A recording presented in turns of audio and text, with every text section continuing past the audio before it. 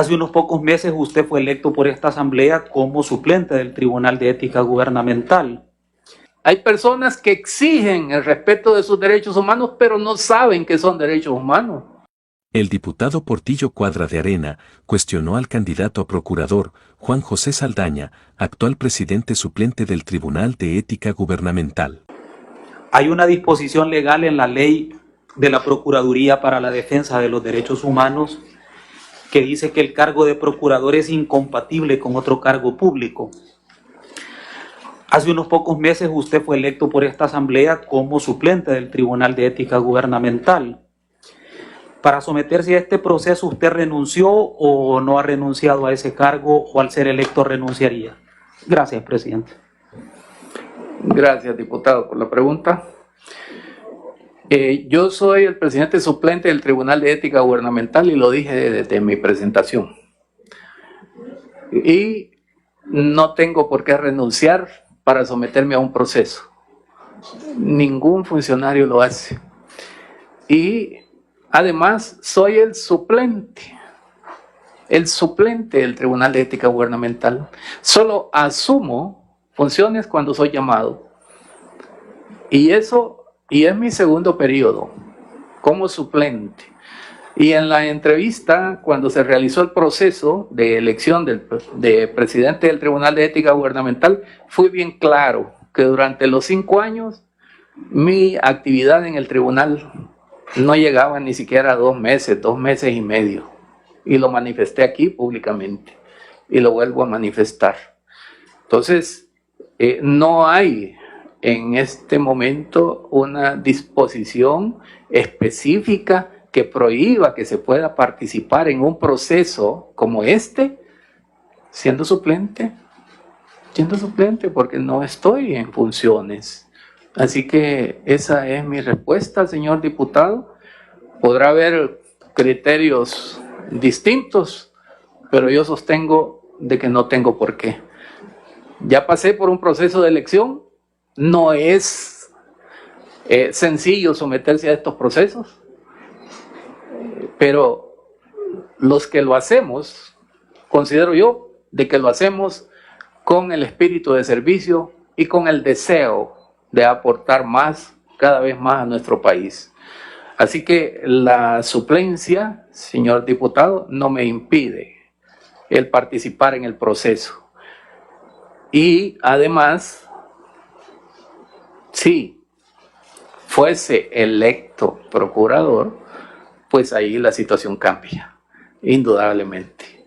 Porque la ley de la Procuraduría es clara, que no se podrá ejercer otro cargo, excepto los de docencia. En consecuencia, es mi deseo servirle al país, como siempre lo he hecho, desde los diversos lugares en que me he desempeñado, y pues no veo ningún impedimento en este momento que me obligue a renunciar a la presidencia suplente del Tribunal de Ética Gubernamental. Ahora, si soy electo, entonces la situación es distinta. Es claro que no podría ser. Señor. Gracias, señor diputado. Muchísimas gracias por su respuesta. Entiendo que la elección en el Tribunal de Ética Gubernamental fue hace unos 4 o 5 meses, en el cual usted participó en el proceso de entrevistas. ¿Qué le motiva ahora a participar 4 o 5 meses después para ser procurador para la defensa de los derechos humanos? Gracias, presidente. Gracias, diputado.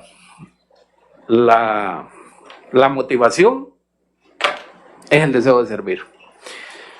Y por otro lado, en mi participación anterior, inclusive les entregué un documento escrito por mi persona, donde establecía el vínculo existente entre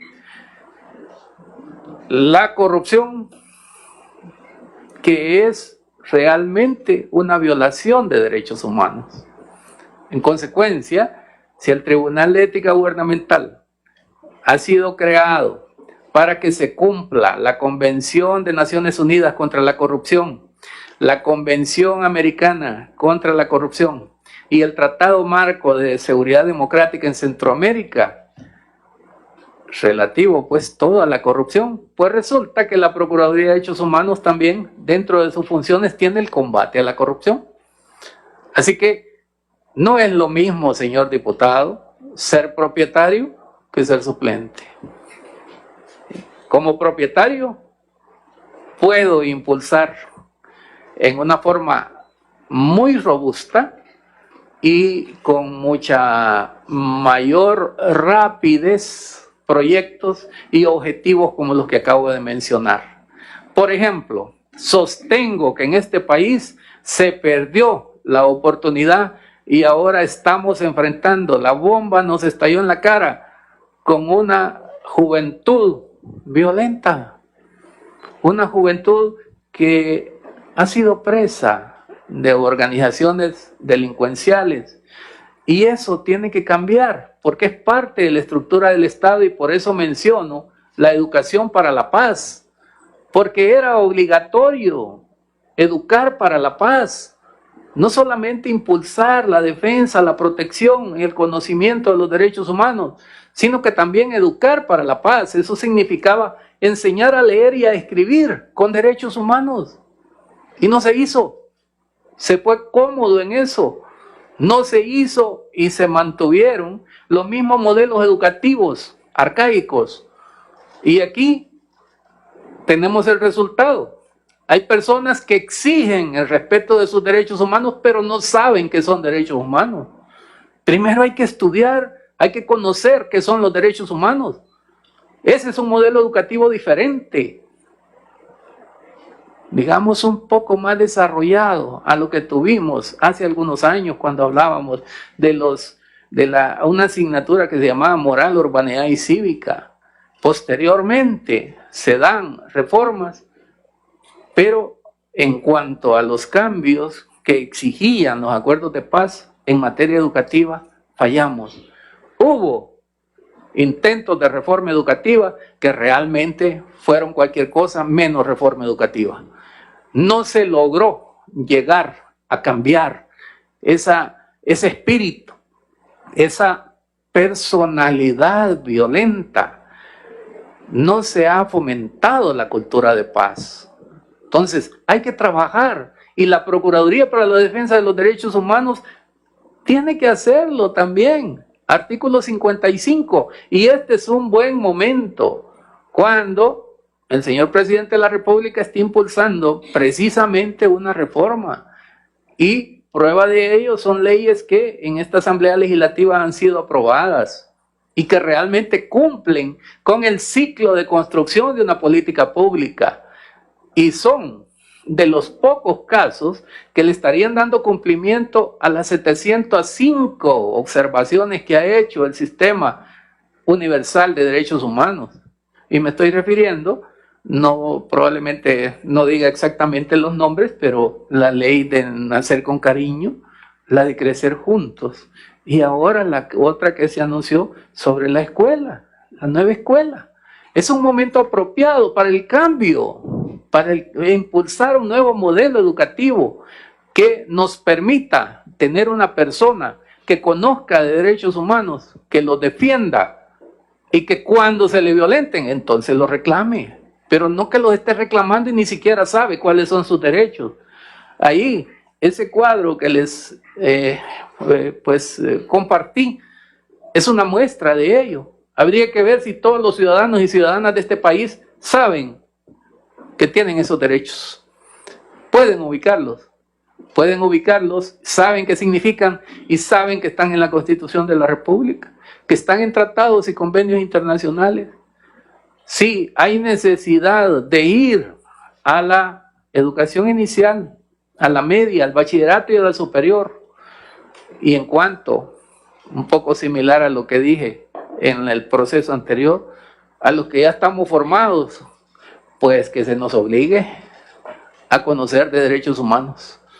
Porque solamente teniendo el conocimiento de los derechos humanos, vamos a respetar los derechos humanos de los demás, y si se nos violentan, entonces tenemos derecho a exigirlos. De lo contrario, no. El grueso de la población no conoce. Hace falta educación en derechos humanos. y como resultado de lo que propongo, que está en estas líneas gruesas, que por favor se les voy a dejar, son unos 9 nada más, lo escribí anoche. Ahí hago una conceptualización muy sencilla de lo que son los derechos humanos, de cómo se manifiesta la violencia en un país, no solamente a nivel personal, sino que a nivel estructural, porque resulta que la estructura estatal puede también generar violencia. Luego, la educación en derechos humanos, generadora también de cultura de paz, y por qué es indispensable.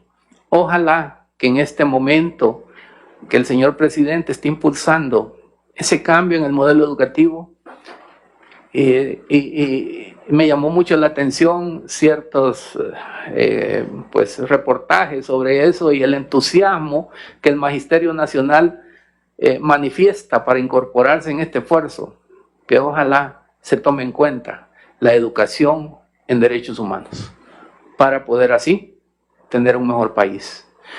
Y es sencillo, con solo cumplir el artículo 55 de la Constitución, cumplir la segunda parte del artículo 60, si solo con eso tenemos mucho de bueno que nos permitiría que el trabajo de la Procuraduría para la Defensa de los Derechos Humanos sea realmente efectivo. La Procuraduría no ha impulsado esos procesos, se ha quedado internamente. Hay una escuela ahí, pero yo estoy diciendo que esto se vaya a todo el país, que se profundice en la educación, que se cambien esos modelos educativos arcaicos y que se establezca un modelo educativo que realmente nos enseñe derechos humanos, nos enseña a respetar y nos enseña a exigir. De tal manera pues que por eso es que yo manifiesto esto. Por otro lado, es necesario que la Procuraduría también impulse los procesos que sean pertinentes en las instituciones correspondientes. Tenemos un problema. La Procuraduría, sus resoluciones no son vinculantes. Pero eso viene desde el reconocimiento mismo de la existencia de las instituciones defensoras de derechos humanos efectuada por Naciones Unidas, en que se le da un papel cuasi jurisdiccional a la Procuraduría o Defensoría de Derechos Humanos. Cuasi jurisdiccional porque en realidad quienes van a decidir, quienes van a sancionar, quienes van a penalizar, pues son los organismos jurisdiccionales y los administrativos en los procesos administrativos sancionadores. De tal manera que la Procuraduría puede ser la impulsora de la actividad jurisdiccional, de la actividad administrativo sancionadora. Es más, en el ámbito de las migraciones, la Procuraduría tiene un papel enorme que cumplir. Inclusive, está regulado en tratados y convenios internacionales en lo referente a las migraciones que se le puede dar participación a las instituciones de cada país que defiendan, que protejan, que fomenten los derechos humanos. En migraciones hay mucho que hacer también. Y en todo el país, por supuesto. Pero se han descuidado esos roles. Hay necesidad de impulsarlos. Y me llama mucho la atención también, en realidad los procesos que se siguen de investigación en la Procuraduría son sencillos. Apenas son 3 etapas. Me llamó la atención cuando en medios de comunicación me he dado cuenta que se habla de una cantidad bastante grande de procesos de investigación y de una mora pues muy grande también. Se habla de casos de 1990, pero ¿qué es lo que pasa? Pues si el proceso en sí es sencillo, habrá un problema de otro tipo que habrá que atacar. Y a eso me refiero con el fortalecimiento de la Procuraduría para la Defensa de los Derechos Humanos. El llegar y exigir trabajo de calidad. Tengo plena confianza en todos los trabajadores y trabajadoras de la Procuraduría para la Defensa de los Derechos Humanos. Creo que la disposición la tienen. Habrá que buscar cuáles son las razones para ello. Pero independientemente de las razones que haya para la mora y para que se resuelva rápidamente los casos, independientemente de eso, hay que trabajar y trabajar a fondo, muy profundamente. Y si es necesario, pues incorporar personal con las competencias correspondientes en investigación y en derechos humanos y en procesos educativos. Gracias. Síguenos en Mágico TV y entérate de todo el acontecer político del país.